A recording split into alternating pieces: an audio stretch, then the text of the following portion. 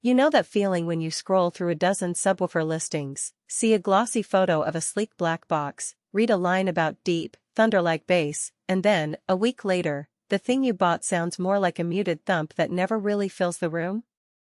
I've been there, and it's why I wanted to dig a little deeper before I hit add to cart. I talked to a few friends who set up home theater systems, skimmed through forum threads, and even watched a handful of unboxing videos just to see how the SVS SB3000R Evolution sealed model behaves once it's actually plugged in. Link is in the description if you want to check the product details on Amazon.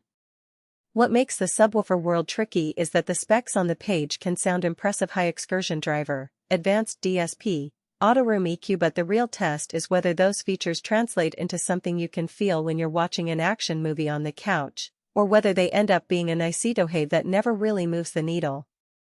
The biggest hesitation for most buyers is the risk of paying a premium for a sealed sub that promises tight, accurate bass, only to discover it can't keep up with the larger, ported models when you crank the volume for a big screen night.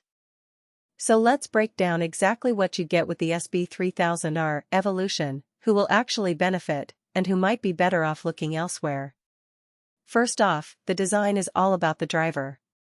SVS calls it a high excursion unit, meaning the cone can move farther in and out compared to a typical sealed driver. In practice, that translates to more air being displaced without the need for a port, which keeps the bass tight and controlled. I tried it in a medium-sized living room about 12 by 15 feet with a 55-inch OLED TV and a 5.1 speaker setup.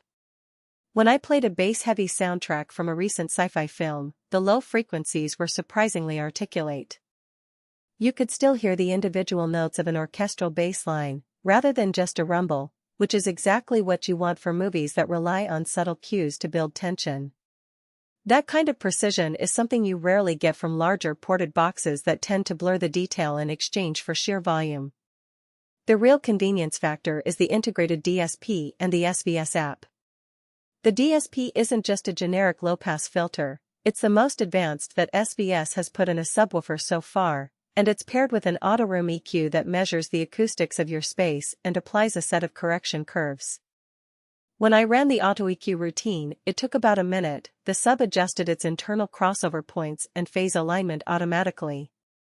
The result was a bass response that felt more cohesive with the main speakers, even though my front left and right speakers were a couple of feet away from the sub. The app also lets you fine-tune volume, phase, and even the built-in EQ presets if you're a bit of an audiophile, but for most users the auto setup is sufficient. Now, let's talk about the practical strengths that matter after you've unpacked the thing. One big win is the sealed enclosure itself. Because there's no port, the sub is less prone to the popping noises that can happen when a ported box runs out of air at very low frequencies. In my testing, I never heard that little whistling sound that can be a real annoyance when you're listening at high volumes in a small room. Also, the sealed design makes the unit more forgiving when you move it around. I placed the sub on a wooden shelf, then later on a carpeted floor, and the bass character stayed consistent. No need to constantly tweak placement to avoid standing waves. Another point that often gets overlooked is the power handling. The SB3000R Evolution is built around a high-output driver and a robust amplifier that can push the cone hard without distortion. During a binge-watch session of a high-action series, I cranked the volume up to a level where the explosions felt like they were shaking the walls, yet the sub stayed clean. There was no audible compression, and the low end stayed tight rather than turning into a muddy boom. For gamers, that means gunshots and rumble tracks stay precise, which can be a subtle but real advantage when you're trying to locate an enemy by sound. On the downside, the sealed box does have a ceiling to how low it can go. The SB3000R Evolution can deliver deep bass, but it won't reach the same sub-20 Hz depths that a large ported sub can.